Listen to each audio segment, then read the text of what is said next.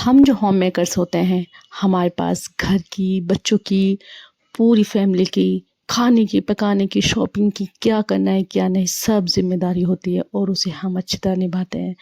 और शादी से पहले तो हमारे ऊपर कोई बर्डन नहीं होता, लेकिन शादी के बाद हमारे ऊपर इतनी सारी ज़िम्मेदारियाँ हो जाती हैं, कोई उस ज़िम्मेदारी को निभा लेती है और कोई नहीं। अस्सलाम वालेकुम माय यूट्यूब फैमिली, कैसे हैं आप सब? अल्हम्दुलिल्लाह मैं बिल्कुल ठीक ठाक हूँ। तो जी आज फिर मैं आपके लिए लेकर आ गई हूँ नया ब्लॉग, नई वीडियो के साथ और नए दिन के आगाज़ के साथ। अल्लाह ताला आज का दिन आपका बहुत ही ज़्यादा अच्छा करे और मेरे सब सब्सक्राइबर को, जो मेरे व्यूअर्स देखने वाले हैं, अल्लाह ताला उन सब की सारी ख्वाहिशों को, जायज़ तमन्नाओं को पूरी करे।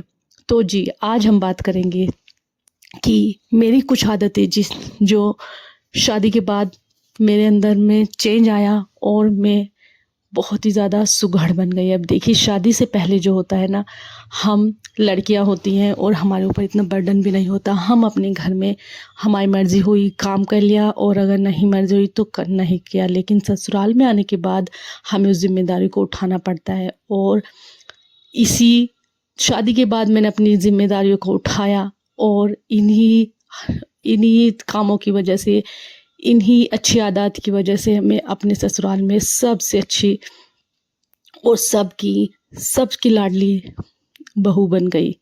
तो वो कैसे? तो जब मैं शादी से पहले तो मैं अपने घर में बहुत ही कम काम करती थी, क्योंकि शादी से पहले हमारे घर में मेड भी होती थी, लेकिन ससुराल में आने के बाद सारा काम हमें खुद करना पड़ता है। हम मेड नहीं होती है, तो यहाँ पर भी मैं अपना काम खुद करती थी। और आपको यकीन नहीं आएगा, शादी से चौथे पाँचवें दिन मुझे काम पे लगा दिया गया था। मेरी सास ने मुझे काम पे लगा दिया था। जैसे ही मैं दूसरी बार आई तो मेरा खीर में ऐसे ही हाथ लगवा दिया और अगले दिन से भैया मुझे कहा गया कि अपना चौका चूल्हा संभालो, सफाई वगैरह सब। तो आपको यकीन नहीं आएगा, शादी से 5वें छठे दिन मैंने झाड़ू पोछा करना शुरू कर दिया था। तो जी जो मेरी आदत, जो हैबिट बन चुकी है शादी के बाद, मैं सबसे पहले अपना बाथरूम क्लीन कर देती हूँ। टॉयलेट जो होती है, हमारा अटैच बाथ है, तो उसे क्लीन कर देती हूँ। जो टब वगैरह होता है उसे क्लीन कर देती हूँ और उसके बाद जी हमारी शुरुआत हो जाती है नमाज से। मैं शुरुआत कर दी तो उस टाइम हमारे ससुराल में कोई भी नहीं उठता था सिवाय मेरे, क्योंकि अल्लाह ताला मेरे सास ससुर को जन्नत नसीब करे। वो हमारे ससुराल में इतना दीनी माहौल नहीं था, तो मैं अकेली ससुराल में उठती थी और सुबह ही नमाज़ पढ़ लेती थी, कुरान शरीफ पढ़ लेती थी और जो तस्बीहात करनी होती थी वो कर लेती थी। और यही मेरी सबसे अच्छी आदत मेरे सास ससुर को लगी कि बहू जल्दी उठती है। और यकीन मानिए, जो बहू 10 दिन की 12-12 बजे सोकर उठे, घर के बड़े इंतज़ार करते रहे, तो वो अच्छी बात नहीं होती। अच्छी लड़कियाँ वही कहलाती है जो अपने ससुराल में जाकर उठें सुबह सवेरे। और सबसे अच्छी तो हमें अपने ज़िक्र अज़कार और तिलावत कुरान नमाज की पाबंदी से ही हम अपने ससुराल में नाम कर सकते हैं। तो इसमें मेरा सबसे अच्छी आदत ये थी कि मैं सुबह ही उठ जाती थी और नमाज़ पढ़ लेती थी और दूसरा मैं उठकर सलाम भी कर लेती थी। अच्छा, अब एक और आदत मेरे अंदर जो बहुत ही अच्छी आई है, आपको भी इन सब को आदत को कर लेनी चाहिए। अगर कोई भी मेरे पास आटा बच जाता है अब भी या पहले भी, तो मैं उसकी एक रोटी बना लेती हूँ। खमीरा आटा जो हो जाता है, हम टेस्ट करके देख ले कि इसमें आ तो नहीं रही, जैसे कि हम एक दिन पहले गूंद लेते हैं, तो उसकी एक रोटी बना लेती हूँ। उसे या तो मैं गाय को दे देती हूँ, फिर चिड़ियों को डाल देती हूँ। और एक और नेक्स्ट हैबिट जो मेरे अंदर शादी के बाद डेवलप हुई, वो थी बर्तन धोने की। अच्छा, मैं अपने किचन में बिल्कुल भी बर्तन नहीं छोड़ती, उन्हें मैं रात को धोकर रख लेती हूँ। अब भी बच्चों के सोने के बाद मैं उन्हें धो लेती हूँ और अपनी सिंक को अच्छी तरह साफ़ कर लेती हूँ। इस सिंक में, जिससे कि बरसात का मौसम है, उसमें कीड़े मकोड़े ना आए, तो मैं क्या करती हूँ, अगर एग बॉईल करती हूँ उसका पानी भी इसमें डाल देती हूँ, आलू का पानी इसमें डाल देती हूँ, और जैसे हम चावल उबालते हैं उसका पानी भी मैं इसमें ऐड कर देती हूँ। और अगर ज़रूरत होती है तो गीज़र चला के उसका पानी भी इसमें डाल देती हूँ और फिर थोड़ा सा नमक डालकर इसे छोड़ देती हूँ। तो हमारी ये जो सिंक है अच्छी तरह साफ़ रहती है। और रात को आप अपनी सिंक को बिल्कुल साफ़ सुथरा करके रखा करें। अगर आप अपनी ज़िंदगी में सुकून चाहती हैं, आप चाहती हैं कि आप सुबह को चिड़चिड़ी ना उठें, आपको कोई टेंशन ना हो, तो आपको सबसे पहले यही काम करना होगा, अपनी किचन को नीट और क्लीन करके सोया करें।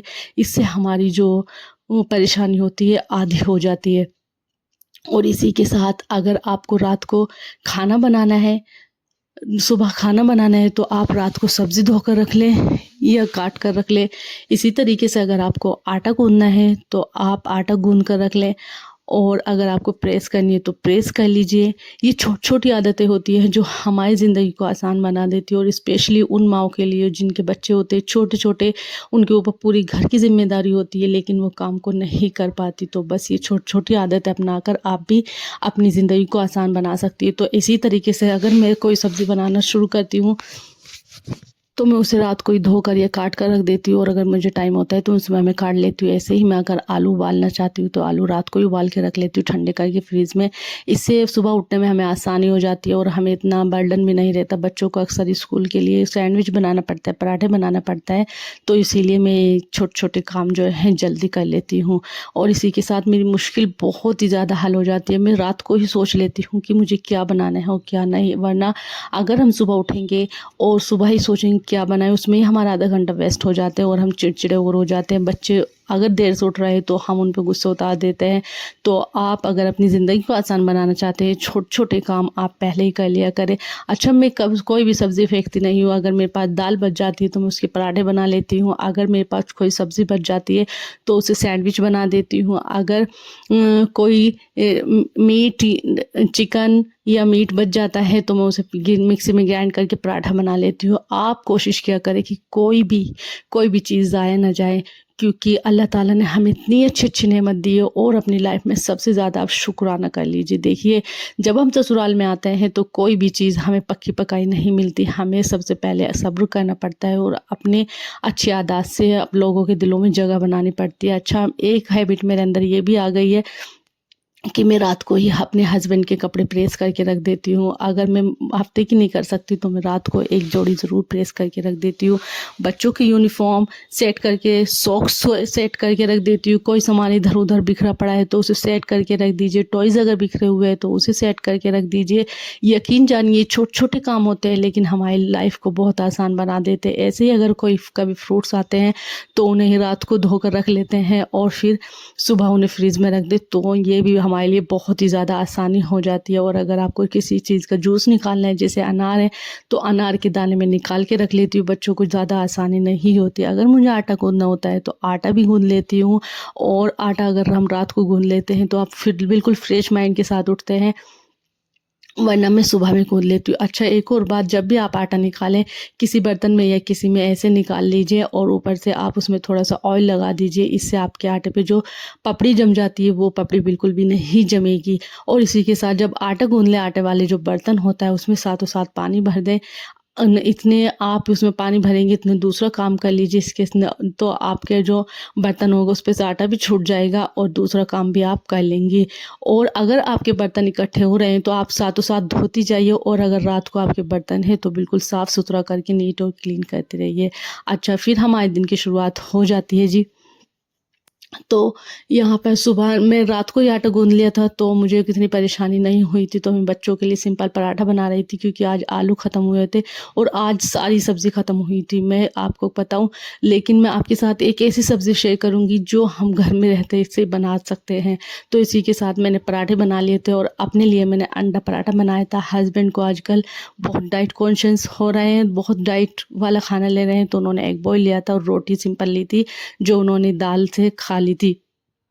अच्छा, एक मैं आपको कहूँगी, चाहे आप होममेकर हैं, वर्किंग वूमेन हैं या सिंपल हाउसवाइफ़ हैं, अपने बच्चों को देखती हैं, तो मैं आपको कहना चाहूँगी कि आप अपनी डाइट में प्रॉपर तरीके से खाना-पीना करें, क्योंकि सुबह का नाश्ता हम कर लेते हैं। अब देखिए, अगर हम ही नाश्ता नहीं करेंगे तो फिर हम अपने बच्चों को कैसे सँभालेंगे? पूरा घर की ज़िम्मेदारी हमारे ऊपर होती है, हमारे कंधों पर होती है, तो ऐसा ना हो कि हम बीमार पड़ जाएँ। तो सबसे पहले आपको अपना ध्यान रखना है। आप पहले अच्छी तरह खा लीजिए और फिर अपना काम करिए, और काम की भी ये नहीं है कि आप पूरा दिन काम करते रहें। बस आप अगर थोड़ी-थोड़ी क्लीनिंग डेली इस पर्पज़ से करेंगी तो आपको ऊपर डेली बर्डन भी नहीं होगा और आप बिल्कुल फ्री मूड के साथ उठेंगी भी। और बस आप, ज़रूरी नहीं है कि सारे काम एक साथ करती रहें, थोड़ा रुक-रुक कर काम करती रहें आप।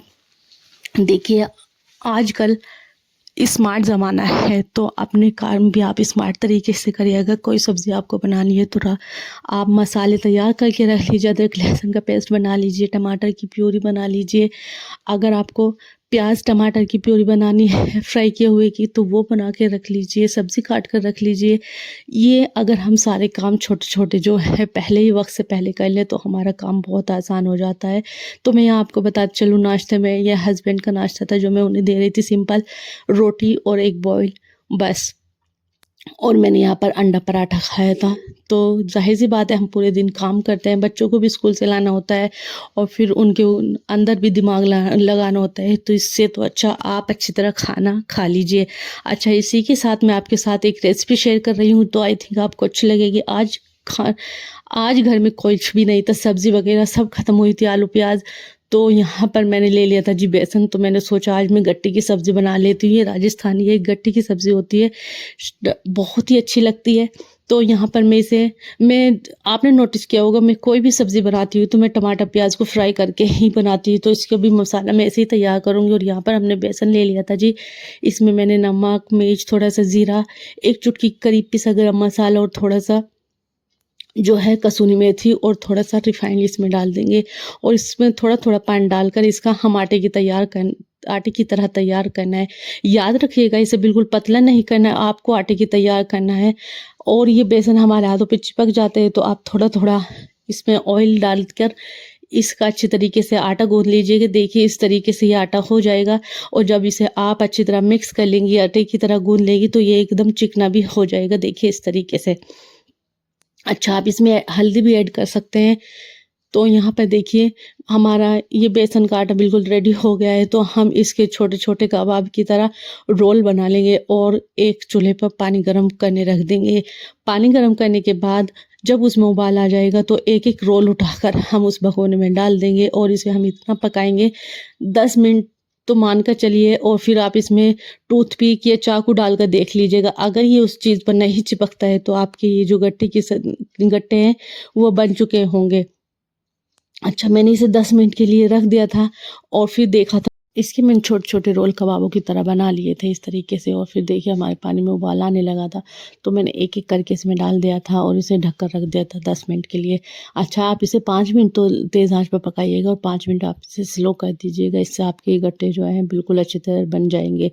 और उसी के साथ हम इसमें टूथपिक या चाकू डालकर देख लेंगे। जब ये बन जाएंगे तो हम इसको निकालेंगे। अच्छा, इनको निकालने के बाद आपको क्या करना है, इसको छोटे छोटे पीसेस में कट करना है। देखिए यहाँ पर मैंने चाकू से देखा था, तो ये अच्छी तरह बन चुका। तो मैंने इस तरीके से बाहर निकाल लिए थे और फिर मैंने इसे चाकू की मदद से छोटे छोटे बारीक पकौड़ों की तरह काट लिया था इस तरीके से। देखिए, और फिर मैंने इसकी प्यूरी के लिए एक टमाटर और एक प्याज ले लिया था, उसे हल्का सा फ्राई करके।